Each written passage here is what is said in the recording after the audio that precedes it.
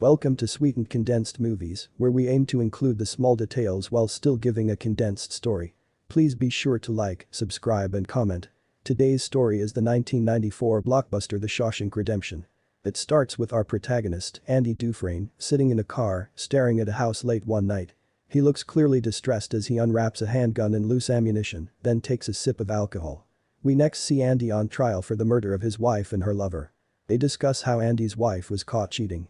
She tells Andy that she's glad he knew because she was sick of sneaking around and that she wanted to go to Reno to get a divorce. Neighbors overheard him reply that he'd see her in hell before he saw her in Reno. His wife packs a bag to stay with her lover who was a golf professional, and we pan to Andy, who is asked by the prosecution about following them. He replies that he did follow them, but after going to a few bars first. He says that his intentions in following them were unclear. We then flash back to Andy in the car loading a gun while the audio of his testimony is still playing. He stated that he wanted to scare them. The prosecutor says that Andy murdered them, to which he replied that he drove home to sober up and threw his gun into the river along the way. The prosecutor remarks that it is coincidental that the next morning the maid came in and found his wife and her lover bloodied in bed, riddled with .38 caliber bullets. The prosecution argues that law enforcement searched the river for 3 days and couldn't find a gun, and that fact is convenient for Andy, to which Andy replies that, because he is innocent, he finds it decidedly inconvenient. After deliberation, Andy is found guilty of the murders and looks devastated. The judge remarks that his lack of remorse for his crimes is cold and sentences him to 2 consecutive life sentences. We are then flashed to a parole hearing. We are introduced to the character Red. The parole board states that he has been in prison for 20 years of a life sentence and asks if he feels he has been rehabilitated. Red replies in a submissive demeanor that he absolutely has been rehabilitated and is no longer a danger to society. We then see them stamp his record rejected. Red then rejoins the prison yard and we hear him speak of how he is the person that can get illegal contraband for the other prisoners. There is then an alarm that signifies a new batch of prisoners arriving. Brad narrates Andy's background as we see Andy sitting on the bus arriving at the prison, known as Shawshank. Red states that Andy was the vice president of a bank in Portland, Maine. Andy and the other new prisoners get off the bus, while the older prisoners aggressively rattle the chain link fence and antagonize the new crop of prisoners. Andy clearly looks distraught with his predicament. We see the prisoners place bets on who's going to be the first new prisoner to crack. We're then introduced to Warden Norton and Captain Hadley as the new prisoners go through their intake procedure. Captain Hadley begins to dehumanize the men and strikes one of them in the stomach with his baton to set the tone. Without flinching at the sight of the abuse, Warden Norton begins to speak on his faith and how the Bible will be instrumental in their time at Shawshank. They are then washed quite aggressively with a fire hose and have delousing powder thrown on them. The new prisoners are then told to go collect their clothes and Bible. As a further act of dehumanization, they are marched to their cells completely naked while holding their clothing and Bible. Red then narrates that the first night is always the toughest and someone always cries. The only question is who. He had his bet placed on Andy to crumble first. It is now lights out time at the prison. The old prisoners begin to antagonize the new prisoners in an attempt to win their bets. One of the new prisoners begins to cry hysterically, screaming that he isn't supposed to be there. The other prisoners then start cheering. Captain Hadley enters the cell block and tells them to quiet down. The new prisoner remains hysterical and Hadley warns him to be quiet. Hadley drags him out of his cell and beats him profusely and doesn't stop until the prisoner passes out from a kick to the face. Hadley tells the other prisoners that if he hears any more noise, he's going to put them all in the infirmary. Brad narrates that Andy lost him 2 packs of cigarettes and never made a sound that night. It is now Andy's first full day in prison. We see Andy pick a maggot out of his first tray of food. He's asked by an older man named Brooks if he could have it, which Andy obliges. Brooks opens his jacket to feed it to a bird he is nursing back to health, named Jakes. With a victorious grin on his face, a prisoner named Haywood asks for the collection of cigarettes that he has won on his bet last night. He then asked how his prized horse is doing this morning after getting beat last night. He is informed that the man had died from the vicious beating that Captain Hadley had given him. In the next scene, Andy is in the shower and is approached by an inmate named Boggs who makes an advance. Andy walks away and the inmate remarks he likes when they play hard to get. Brad narrates that Andy spent the beginning of his time at Shawshank staying to himself, but that when Andy finally does talk, he asks him for a rock hammer. Red tells Andy that he will get in trouble if caught with it and that if he mentions Red, they will never do business again. Brad is also apprehensive because it can be used as a weapon. Andy replies that he has no enemies here. Red tells Andy to watch out for a group of prisoners called the Sisters as they have taken a liking to him. The leader of the sisters, Boggs, is the same prisoner that had propositioned Andy in the shower. Red then agrees to get Andy the hammer. In the next scene, Andy is working his laundry job when he is told to go to the back to complete a task. The sisters appear out of the shadows and Andy's face turns to fear. He grabs a chemical powder to throw in their faces but is grabbed from behind. Andy attempts to fight them off but is viciously beaten and assaulted. Red narrates that prison consists of routines and that this was Andy's routine. He states that the first couple of years had to be the hardest for Andy and that the routine didn't change until a special job was required fixing the roof. The prison needed volunteers for the roofing detail and 10 times the amount of men that were needed applied for the job. Red bribes the guards a pack of cigarettes per person to choose the people who get the job. Andy is among the people that Red chooses. The men are doing the job on the roof when they overhear Captain Hadley speaking on his brother's recent death and that he'd been left $35,000. Hadley complains about the tax implications of such a gift. Andy walks up to Hadley, causing the other guards to pull their firearms. Andy then asks Hadley if he trusts his wife. Hadley is offended by the question and prepares to throw Andy off the roof. Before he gets to the edge, Andy explains frantically that if Hadley does trust his wife, there is no reason he can't keep the entire $35,000. Hadley stops at the edge of the roof while holding Andy's collar. Hadley is suspicious, but Andy reassures him that the IRS entitles individuals a one-time tax-free gift to someone else and that he would be able to keep the entire $35,000. Andy tells Hadley that he would just have to find someone to set it up, but Andy would be willing to do it for the price of 3 beers per person working on the roof. The other prisoners look on at the exchange with bewilderment. The movie fast forwards to the day before the completion of the job on the roof and the crew is drinking cold beers and Hadley is actually being pleasant. They notice Andy sitting in the shade and go to give him a beer, to which he replies that he'd given up drinking. Red and Andy are now in the prison yard and Andy asks Red for rocks to create a chess set, noting that there isn't enough soapstone and alabaster in the yard. Red asks Andy if he murdered his wife. Andy replies a common phrase heard in prison, that they are all innocent. Red states that he is the only guilty person in Shawshank and that he was convicted of murder, just like Andy. We then see Andy carving a chess piece in his cell as he notices names carved in the wall and he starts carving his own. In the next scene, Andy walks into a movie that the prisoners are watching and asks Red to get him a poster of Rita Hayworth. Red agrees, but asks for a couple of weeks. Once Andy walks out of the room, he is attacked by the sisters and assaulted once more. They beat Andy so badly that he is in the infirmary for a month and Boggs is put in the hole for a week. When he is let out of the hole, Boggs is surprised to find Hadley in his cell. Hadley beats Boggs so savagely that he never walks again and is transferred to a minimum security hospital. Red narrates that the sisters never touch Andy again. The inmates who received the beer from Andy feel bad for his state in the infirmary and they decide to collect the soapstone and alabaster that Andy requested to complete his chess set. When Andy returns to his cell, he is treated with the rocks and the poster he requested with a note from Red stating there was no charge. The next scene is a contraband check in the prison and Andy's room is inspected. Warden Norton enters the room and tells Andy he hears that he is good with numbers. The warden picks up Andy's Bible asking him about his favorite Bible verse and shares his favorite verse as well. The warden points out the poster as illegal contraband but allows Andy to keep it. The warden then leaves forgetting that he is holding Andy's Bible and turns around and passes it back to Andy. Later, the warden requests Andy to his office. The warden asks if he likes the laundry job and offers Andy another job. Andy later goes to the library that is run by Brooks when Hadley brings another guard in. The guard says he wants to set up a college fund for his kids and Andy obliges. Brooks and Andy are at lunch where Brooks explains that Andy helped the guard with his request to the other inmates and they are shocked that the guard shook his hand when they were finished. Andy talks about the poor shape of the library and says he is going to get new books. Brooks warns Andy that the warden is not going to give any funds for anything. Undeterred, Andy asks the warden for money for more books and he is brushed off. Andy further asks if he can write the state senate requesting more funds. The warden tells him it is pointless, but he will still mail the letters each week on Andy's behalf. Andy checks weekly, to no avail, to see if he has gotten a reply. Andy begins to thrive in his new job. During the following tax season he prepares the tax returns of half of the guards at Shawshank. A year later he does them all including the wardens. The year after that, they change the intramural sports season to coincide with tax season and he does the taxes for guards at other prisons. The influx was so high that Andy was awarded a staff in which he returned the favor for Red, giving him the roofing job. We next see Andy and Red rush to the library where they find Brooks holding a knife to Haywood's neck. They talk Brooks into putting the knife down. They ask Haywood what he did to make Brooks so upset, and Haywood replies that all he did was congratulate Brooks on being paroled.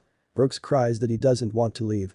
Red explains to the other inmates that Brooks has been in prison for 50 years and is institutionalized, and that society is a rough place to live for a 50-year-old ex-con. We see Brooks releasing his bird, Jakes, and then leaving Shawshank himself.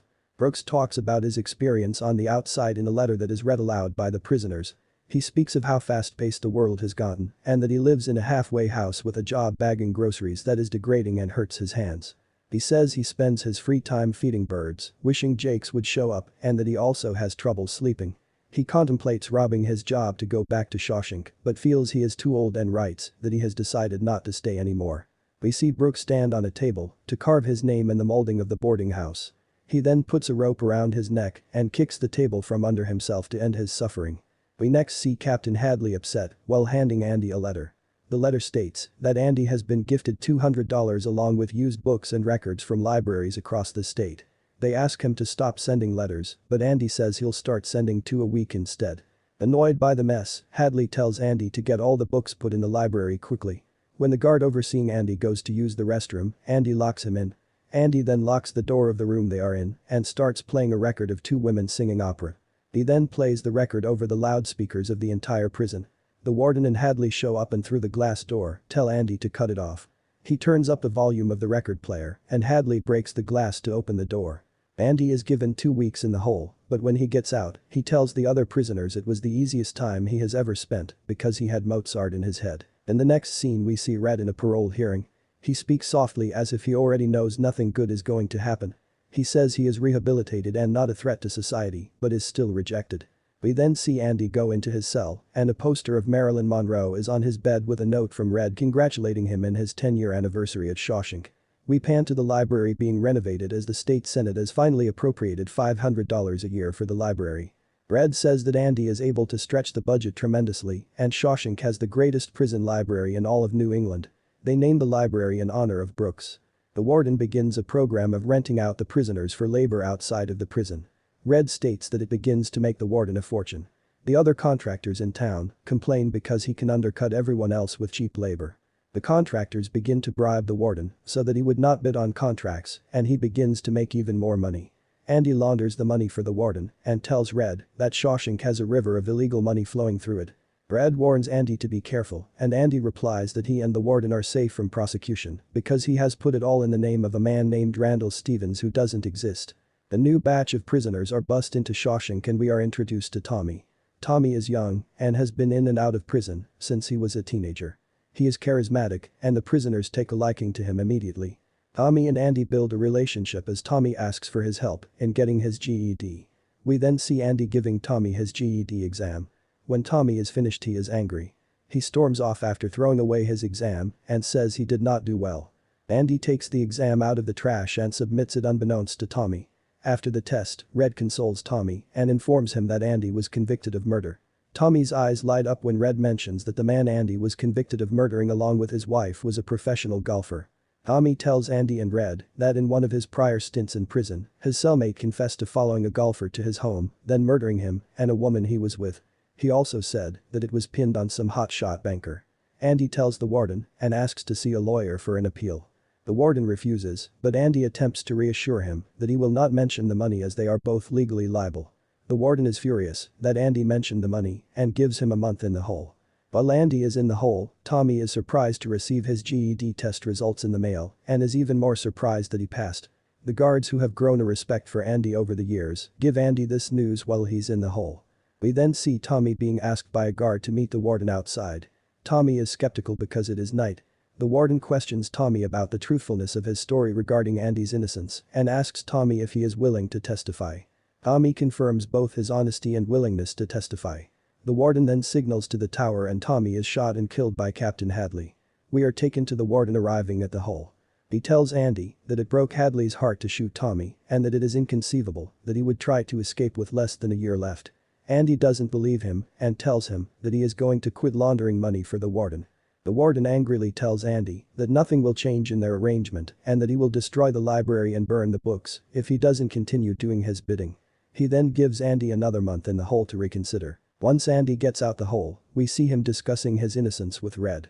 Andy says that, if he would have been a better husband, his wife wouldn't have left, and so he feels guilty of her murder. Red and Andy then talk about what they would do if they ever get out. Andy tells Red he would go to a Mexican town on the Pacific coast called Zihuatanejo. Andy then makes Red promise that if he ever gets out, that he would go to an oak tree with a stone wall next to it in a town they both know. He then reminisces on proposing to his wife and making love under that tree. Andy tells him there is something buried under a black stone that he would like for Red to have. We then see Red eating with the other prisoners when he shares his concerns about Andy's mental state. Haywood tells the other prisoners that earlier that day, at Andy's request, he'd given him 6 feet of rope. We see Andy go back to work with the warden. The warden makes Andy shine his shoes and tells him that they better have a mirror shine. Later that night, we see Red in his cell, and he is concerned that Andy is going to take his life. The next morning during inmate checks, Red looks intently for Andy to step out of his cell, but he does not. The guards check the cell and have a look of shock. We then see the warden open his shoebox to reveal Andy's old shoes and the prison alarm sounds. The warden and Captain Hadley go to Andy's cell, and he is missing. They bring Red to the cell and ask where Andy is. Red states he doesn't know, causing the warden to get frustrated and throw a rock at Andy's latest poster. The rock goes through the poster, creating an echo as it travels further and further. The warden tears down the poster revealing a tunnel. After a police search, all that was found was Andy's ripped prison clothes and an old worn rock hammer. We flash back to the escape from Andy's perspective. The night that Andy writes his name on his prison wall, a chunk of the wall falls out. This moment inspires Andy's idea to tunnel through the wall. Andy would dispose of his wall bit by bit while on walks in the prison yard. On his last day working for the warden, he puts on the warden's shiny shoes and goes to his cell as no one notices them. Andy puts some supplies, clothes and documents in a plastic bag and begins to crawl through his tunnel, reaching a giant pipe between 2 walls. He uses a chunk of the wall to burst the pipe, causing sewage to erupt upward. Andy then crawls through a half-mile of human waste until he reaches the outlet of the pipe. After 19 years, he is finally free from Shawshank. He washes himself with soap he had brought and switches into a suit. He then goes to several banks in Portland assuming the identity he created to launder money. That morning, he withdraws over $300,000 of the warden's money and asks one of the banks to mail a package on his behalf, addressed to the local newspaper. The newspaper prints a story exposing the murder and extortion that has happened at Shawshank. The warden reads the newspaper article and checks his safe to find a Bible inside. The warden reads an inscription from Andy that states "You were correct, salvation lies within." This line references something the warden told Andy about the Bible when he first arrived at Shawshank. The warden turns the page to find a cutout of the rock hammer, revealing that Andy was hiding the rock hammer in his Bible for all these years. Police sirens are heard as the warden looks out the window to see squad cars driving toward the prison. Captain Hadley is immediately arrested and the prisoners revel in the fact that he cries like a baby. The officers proceed to the warden's office where he has locked the door. The warden points a gun at the door while the officers plead with him to make this easy on himself. He then points the gun at himself, taking his own life. We next see Red receiving a blank postcard which is postmarked for a city on the Texas-Mexico border. The inmates are at dinner and they are speaking glowingly about Andy and recalling the roofing job. We then see Red at his next parole hearing. Red is very direct with the parole board as he has now been at Shawshank for 40 years. He says he is sorry for what he did, but not because he is in prison, but because he wished he could talk to his younger self and give himself the guidance that he needed. He tells the parole board that their question about rehabilitation is BS and that he doesn't care what they stamp on his parole form at this point. His form is stamped approved. Red is released from Shawshank and assigned the same room in the halfway house that Brooks lived in, as well as his old grocery bagging job. He too is having a hard time adjusting to life outside of prison. Red looks at the guns in a shop while contemplating an act that could return him to Shawshank. Instead of buying a gun he buys a compass to keep his promise to Andy regarding the oak tree. Red journeys to find the oak tree where Andy told him he'd buried something. Red walks along the stone wall towards the oak tree when he stumbles upon the black rock. Buried beneath the rock was a small tin box containing a letter from Andy with some money. In the letter, Andy asks Red if he remembers the town that Andy said he would go to if he got out. Red whispers to himself Zihuatanejo. Andy remarked that if Red had come this far, he was optimistic that he'd traveled a distance to join him there as he needs help getting a project off the ground. We next see Red standing on the same table Brooks used to take his life as he carves his name in the molding of the house next to Brooks. Red then violates his parole by taking a bus to the Texas border. Red talks about the freedom that he feels on this journey. We then see Red walking up the beach as he spots Andy working on a boat. Andy looks back on Red as they both walk towards each other and embrace. If you appreciate the time and effort it took to create this content, please show your appreciation by liking, subscribing, and commenting. It really helps with the YouTube algorithm and is free. Thank you for watching.